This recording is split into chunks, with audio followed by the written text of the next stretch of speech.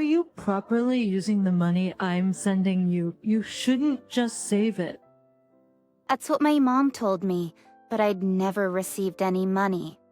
While I was puzzled, my younger sister Lillian came into the living room.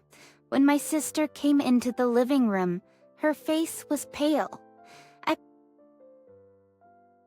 still remember the look on my sister's face at that moment. My name is Natalia Lewis. I am a college student at a college in Los Angeles. My parents lived in the countryside, so I moved to LA to attend college. My family consists of 3 people: my mom, my sister. My dad died in a vehicle accident when I was very little, and our mother raised us sisters by herself. My family ran a bakery that had been in business for generations. After my dad passed away, Mom thought about closing the bakery, but she said that it was an important store that my dad left us, so she kept running the store. To be honest, the store wasn't doing that well. However, I was convinced that my homemade pastries were the best in the country. So, after graduating from college, I planned to take over the store and make it even more wealthy. However, living alone for the first time in LA was full of anxiety. My mom was concerned about me and offered to send me $1,000 every month. My mom worked every day from morning to night. Although she didn't make much money for a rural bakery, our family had lived a modest life. Even though we were struggling to make ends meet, I felt horrible forcing her to give $1,000 each month. So I said to my mom, and she said, "I'm just glad that you are going to take over the store. In the future, enjoy your time at college." With that, she sent me off. I was hesitant at first, but I chose to graciously accept her kindness. I made ends meet with the $1,000 a month my mom paid me and the money from my part-time job. I wanted time to study, so I kept my part-time job to a minimum. I made lunch with leftovers from the previous day. I tried to save money as much as possible by turning down invitations to go out for drinks. It was because every time I received money from my mom, I thought, I wonder how much she had to economize to send me this money. And I felt so sorry for her. Major, I was thinking about how I could pay back the money she was sending me as soon as I could. So I didn't use any of it. After a while of this, I suddenly stopped receiving money from my mom. So I didn't use any of it. After a while of this, I suddenly stopped receiving money from my mom. Until then, the money had been sent on a fixed date every month. However, the money just stopped arriving one day. Since my mom stopped sending me money, I assumed I needed to work to survive, so I devoted more time to a part-time job. Until then, I had only been working after school, but I started working part-time at a bakery before school started. I got up at 5 a.m. every day to go to work, which was physically taxing on certain days. I grew increasingly drowsy in class and couldn't wrap my head around what I was studying. I thought about talking to my mom about sending me money. Maybe she's having so much trouble making ends meet that she can't even send me money every month. Maybe she's having so much trouble making ends meet that she can't even send me money every month. But when I thought about that, I couldn't talk to her about money. One day while I was taking a class at college, I suddenly felt dizzy. I couldn't stand and collapsed on the spot. My consciousness gradually became more and more distant. Someone, call an ambulance. Vicky heard someone's voice. The next time I woke up, I was in a hospital room. An IV was attached to my arm. I was a little relieved to realize that I was alive. Then the door opened. I went towards the door and saw that a nurse had just come to check on me. The nurse noticed that I was awake and immediately called the doctor. The doctor immediately came to my room and told me what happened. According to the doctor, I had collapsed from overwork. I had been eating less to avoid spending money again. That had led to some malnutrition. My body has grown thin and skinny without my knowledge. By all accounts, I was unhealthily thin. The doctor said to me, "Please give us your parents' contact information so we can contact them." Please give us your parents' contact information so we can contact them. He asked for their contact information.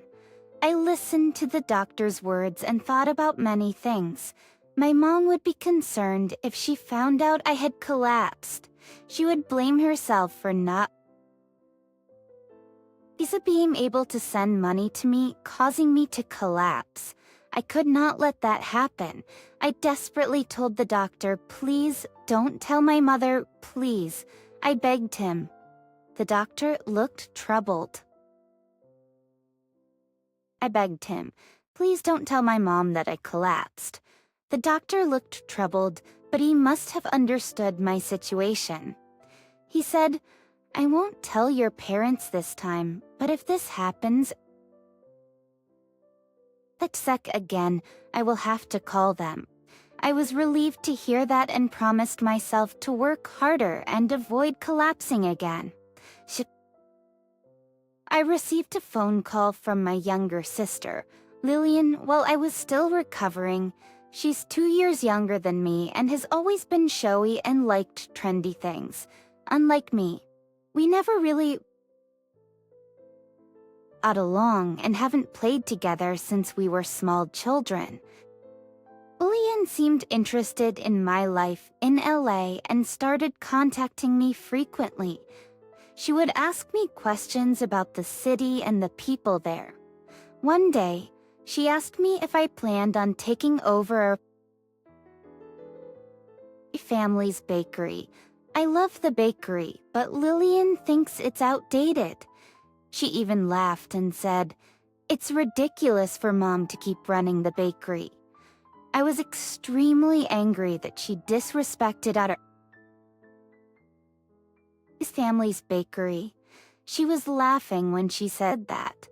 I was extremely angry that my mom's bakery, which I love so much, was being insulted. But there was no point in getting angry at Lillian. Despite the fact that Lillian was my family, everyone had a distinct point of view, and it wasn't like Lillian was going to take over the bakery. I decided to consider Lillian's suggestion as many. One day, I received a phone call from my mom. Recently, Lillian has been acting strangely. She started to explain it to me. Lillian, according to my mom, had been going out at night more and more, and she was coming home late, practically every night. Lillian had been going out at night for quite some time, but only once or twice a week. But now that it had become a daily occurrence, my mom was beginning to worry. My mom asked her, "What? Do you go late at night?" But according to her, Lillian just clicked her tongue and ignored her question. Lillian never told my mom where she was going, and my mom was worried. I thought it was unusual to hear from her, but she sounded very serious over the phone. I wondered what was wrong when I heard her voice. As I was listening to my mom's story, she suddenly said I'd decided to go back to my parents' house during the summer vacation. Hearing my mom's story, I also became worried about Lillian, so I decided to go back to my parents' house during the summer vacation. I'm excited to see my mom for the first time in a long time, I thought as my heart pounded in anticipation of my visit home. Excitedly entered the property and rang the doorbell. Then, yes, and the front door opened. Yes, my mom said as she opened the door to greet me. When the front door opened, my mom was standing there. I was relieved to see my mom looking so healthy. My mom had said since the store is closed today, I'll prepare your favorite meals and wait for you, so I smelled something delicious coming from inside the house. I was excited and was about to go inside the house. But my mom was staring at me with her mouth open. I wondered what was wrong. I noticed my mom roll her eyes and wondered what was wrong, but she acted as if nothing had happened. Just come inside, she said as she stepped aside to let me in. Just come inside. And she let me in the house. Then we went to the living room together, and my mother turned to me. Natalia, why are you so skinny? She asked me. My mind went blank for a moment, but I quickly understood. My mom was speechless when she saw me after such a long period. It was because she was surprised to see that I had lost so much weight compared to when I was at home. Come to think of it, I had lost weight like a different person from when I was at home. I didn't pay much attention to my body, however, because I was occupied with my college academics and a part-time job. However, I had lost so much weight that my clothes were one size smaller than when I lived with my mom. Then, Are you using the money I'm sending you? Are you eating well? Don't just save it. my mom spoke to me. My mother's words brought up a lot of question marks in my mind. She only sent me money a few times when I started college. I had not received any money recently. And yet, my mom said she was sending money. I had no idea what she was saying, so I told her I had received any money from you recently. Actually, and honestly told her what had been going on. I told her that I had been working part-time jobs to make money meet, that I had become ill as a result of hunger, and so on. When I told her everything, her face turned pale.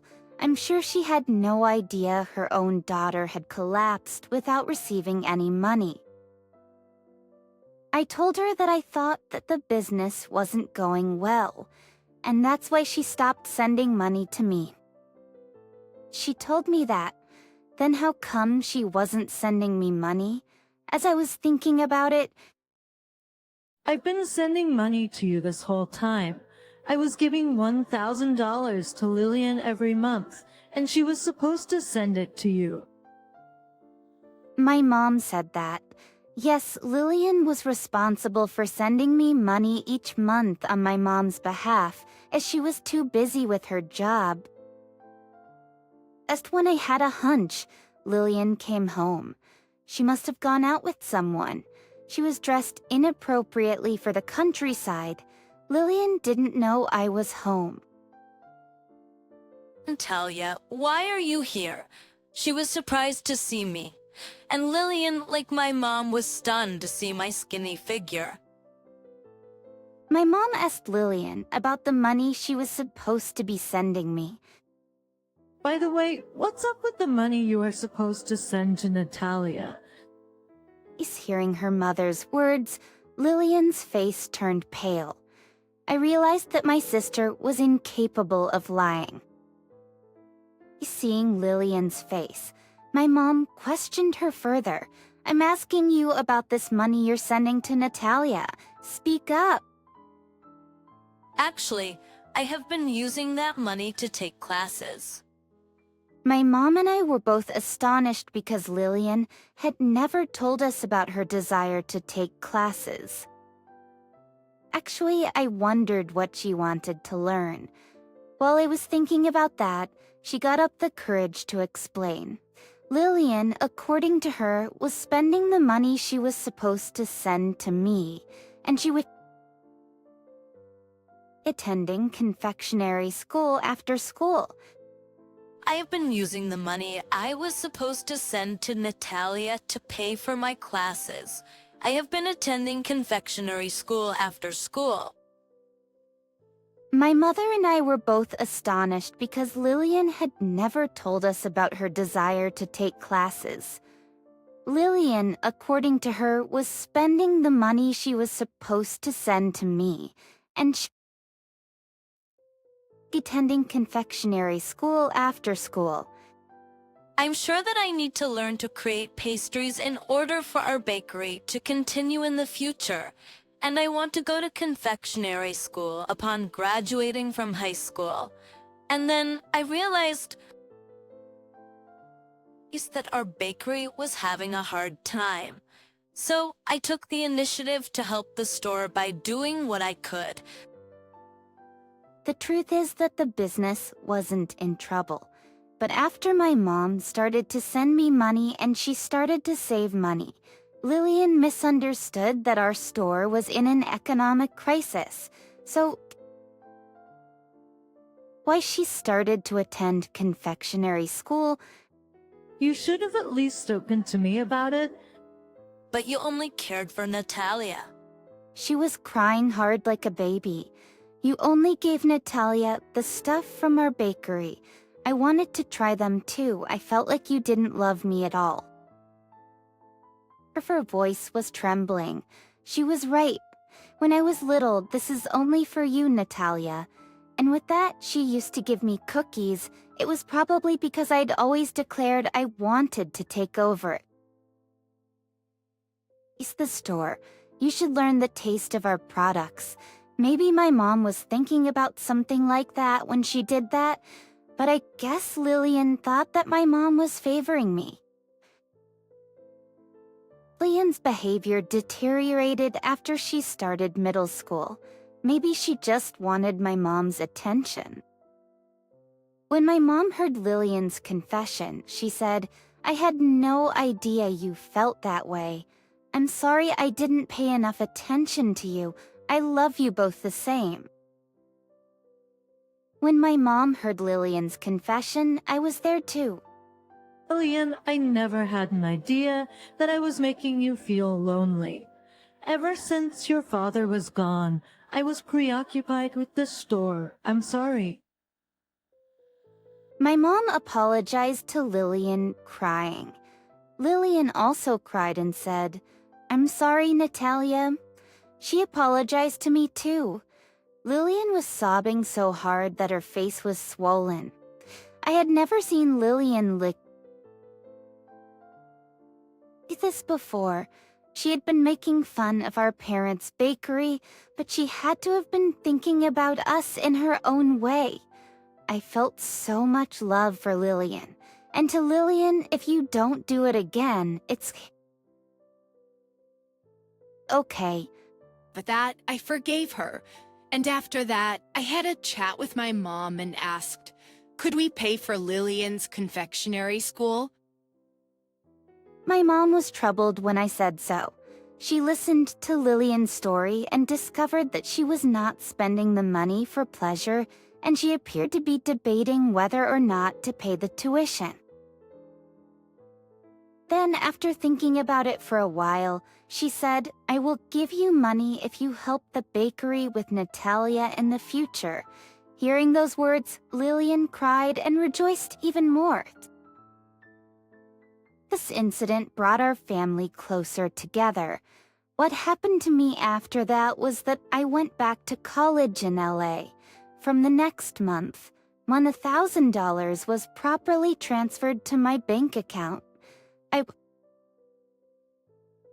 to reduce the number of days I worked part-time, and I concentrated on my studies. I graduated from the college and went back to my parents' house. When I rang the doorbell at my parents' house, I was greeted by my mom and sister, who were happy to see me. As promised, Lillian had come to help me at my parents' bakery. We made new pastries with Lillian, introduced them on SNS, and set up an online store. We made it possible for a large number of people to purchase our handmade pastries.